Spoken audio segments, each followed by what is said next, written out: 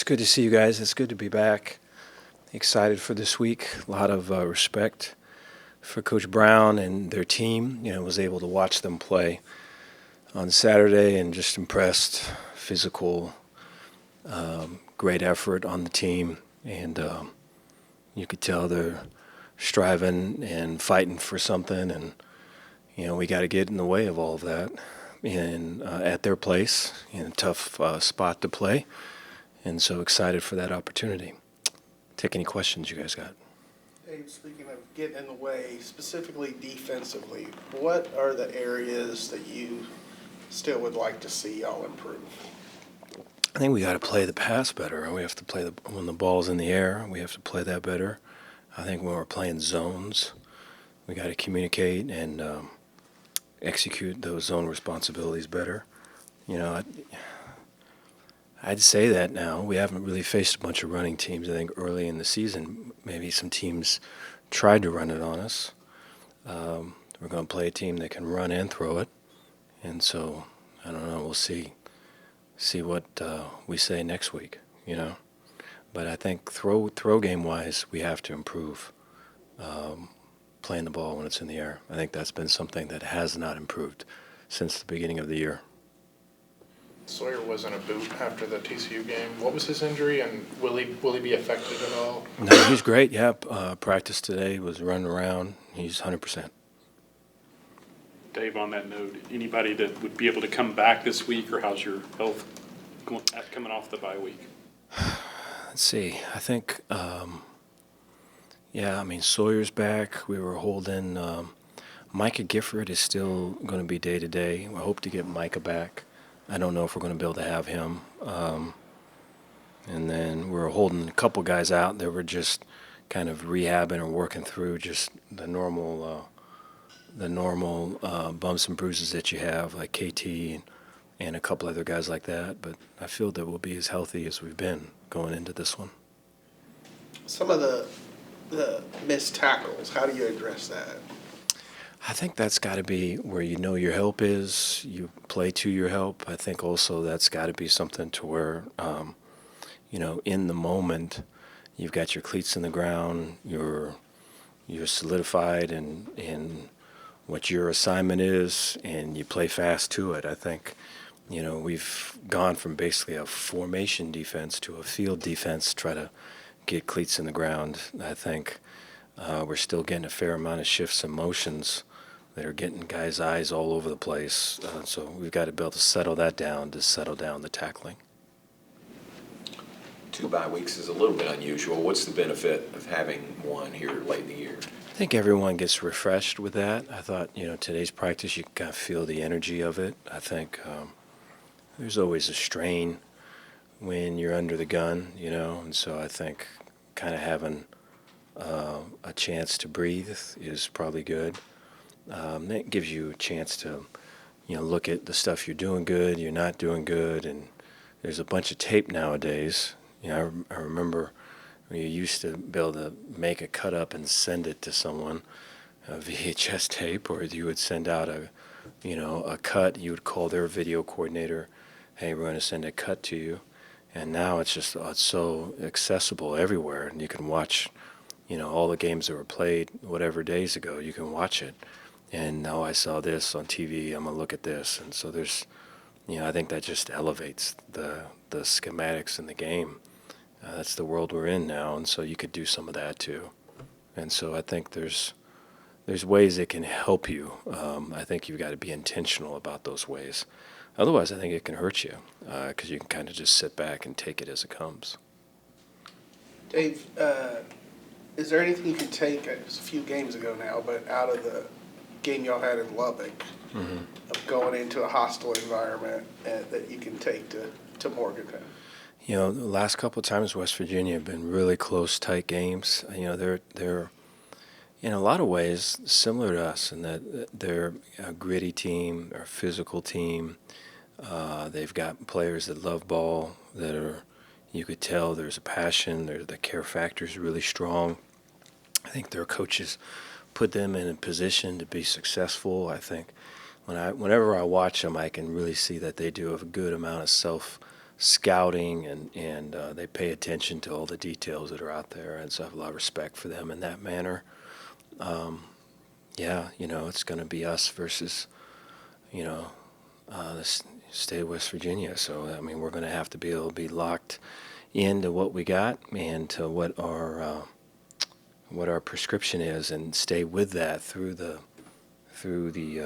momentum swings that are surely going to come there. And so I think these whether it's Colorado or Tech, those games will put us in a position to kind of get this one. There hasn't been a lot of getting it at their spot, so we're going to try to do that. If you had a chance to kind of self-scout during the bye week, what are some of the biggest differences that stand out, maybe these last 3 games where y'all have been really successful as opposed to the beginning of the season? We're running the ball. That's be number one. I think 2, the throw games, being more explosive with prior, I think, to these last 3 games, there was explosives, and then really that was kind of it, and then the run game came and kind of gave a solid ground for those explosives to happen probably even more often, and then I think once you have all that, confidence just grows and everything, and I think defensively our ability to play 4 quarters all the way is something that we're still aiming to do. I think special teams wise, the big play ability is shown, and that they can definitely change a game and alter games in ways if momentum's slipping one way. The special teams can rise to the occasion, so I think there's confidence on that side too. And so I think those things have shown. Dave, does Bryson just have maybe even a different confidence level, just the way he's played the last 3 weeks, I guess? I think so. I think when he gets hit, he feels good. I think when he delivers hits, he feels better. I think he looks for those contacts, and I think the O-line takes. We were talking, I think, a couple weeks ago about we had a guy previously that was like that would go look for contact, and then our sideline would be energized because of it. I think very similar with Bryson, and so I think, and he recognizes that, and so that's one side plays off the other with all of it, and I think he adds physicality to our team when he's looking for contact and finishing contact. Dave, with Michael Trigg, what kind of potential does he have in this offense for the last 3 games? Really strong one. He has a mismatch. I mean, you put a linebacker on there, it's tough. You put a safety or a DB on there, the push-offs and everything, and just he body you up and all of it. So it's a mismatch there. He's fast too. The physicality of it. He's so long that what looks like just a glancing blow is just sent guys flying. Sometime to our disadvantage. But I think it's a big mismatch, and I think, as the season's gone on, he's gotten more and more locked in to what his job description is and what the assignments and the roles are, and his confidence has grown with his mastery of that. I think there's total trust between him and Sawyer and Spav and the whole group, and so he can really flourish. I think he has. I think it's really just kind of the start for him, though. When you were when you were looking at Keene Thomas coming out of junior college, what stood out about him on the film then? Energy. There's at times there can be almost a frantic energy. I think we want to go from A to B, and he will get all worked up and almost like a spinning top, and it's just like you have to concentrate and go this way. And so I think that's a good fight to have. I think you'd want the energy, and you want the care factor, and you want, he injured his shoulder working out on his own against the sleds out here on his own time, and so he's like, KT, man, just chill, bro. Just chill out, man, And so I think that's good when you have to say that to somebody. And so I think he exemplifies kind of the eagerness and the want to and the fight and all those things. And so, to have him out in front of our team that way is a fitting thing. To that point, do you think he's improved in that area since the beginning? He has. He's settled down. I think what's probably hurt him is, he has a spatula on one hand, and I think, the tackling, I think the physicality at the point of attack, it's crazy that this game can push you and can challenge you in so many ways. But to take on a block and to tackle when you really have one hand, he's doing it right now in his own unique way. I think some of his physicality is affected by that, but he's finding a way to do it and still be productive. He had a bunch of tackles this last game, and I'm impressed. It takes for someone to do that, right? Their care factor and their attention to detail has to be through the roof, and that's him. Is there a significant difference in the two quarterbacks, and how do you prepare for them?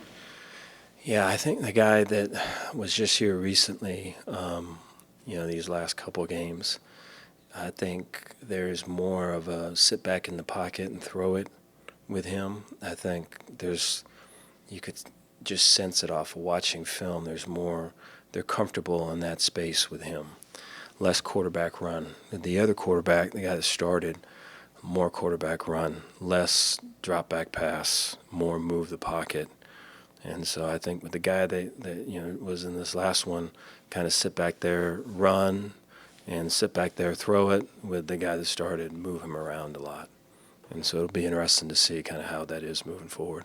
Do you prepare for both? Or? You have to, yeah. Yeah, the quarterback run, I mean, just a couple of weeks ago, we played Wildcat with TCU, and just, you're outnumbered when that's the case. And when they the runs that he's been running, they outnumber you. So you have to find ways to change the math and get the numbers back in your advantage. So you have to spend time with that. But I mean, when they're running the ball effectively and they get everybody down and then they throw it deep, I think that's really their ID, and I think that's who they want to be. You touched on some of it right there, but what are some of the biggest challenges that this West Virginia team kind of poses? I think they believe. I think they care a lot, and I think they're all bought in, and I think they believe that they're going to win, and then they're playing in a tough spot to play. So I think those things, yeah. When you look at the Big 12 and it's just, massive teams kind of fighting for, everybody's still alive. Mm-hmm. Like, is that a positive? Do you talk to the team about that, where it's like, things fall our way, we can still achieve some really big things? How much do you discuss that with the team? Not a lot. The mountains and the stairs and all that. To maybe some dismay, I still show that, and it's like, this is the step we got to take, right? And so consistency for us, right? Regardless of praise or criticism, right? Our effort and our attention to detail is the same, right? And it's a level of mastery we're trying to get to.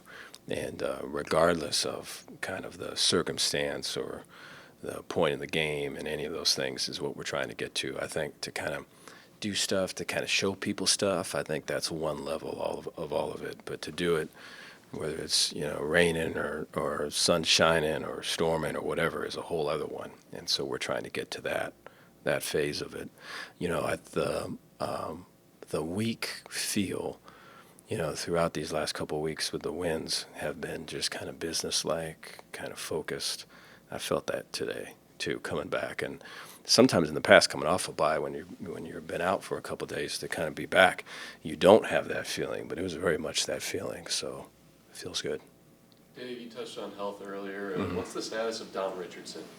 Yeah, Dom is off the team. Yeah, Dom, he wanted to. I think running back wise, we've had some good production there, and the rotation probably wasn't what he wanted, and so I think he's got a year and he wants to be able to use it, and so I wish Dom the best, and I want to be able to see him get healthy, number one, and then find a spot to where he can achieve his goals and play a little bit more than he was playing here.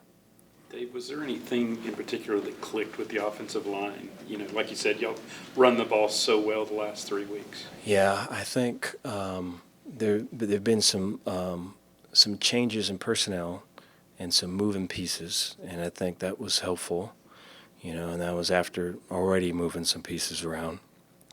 And then I think, getting running backs healthy, I think was also helpful, and that was kind of a perfect storm because a lot of those things happened at the same time. And then I think when we faced some teams that were kind of blitz-heavy teams, not kind of anchor down and kind of get big and play the gaps. I think they gave us a crack or a crevice to kind of make some yards and runs and stuff. And then I think once we did that, then I thought there's all this confidence that came. And it was like, man, this is us. We can do this. And then since then, it's just been multiplying, you know. And so I think it's at the point now to where it's like, you know, we believe we can do this, and we're going to out-physical you and run you. And, you know, it's been the same guys all along, but the belief that wasn't there is fully now there. And so we'll be tested. There's a really good West Virginia front, by the way. I think that's going to really be the tell of the game. I think they're pretty stout. They've got good interior people. I think that's their best people. Yeah, I think defensively they're a talented team, but I think their front seven is really talented and be the best front seven we've played in the last couple weeks. Thanks, Dave. Okay, thank you guys.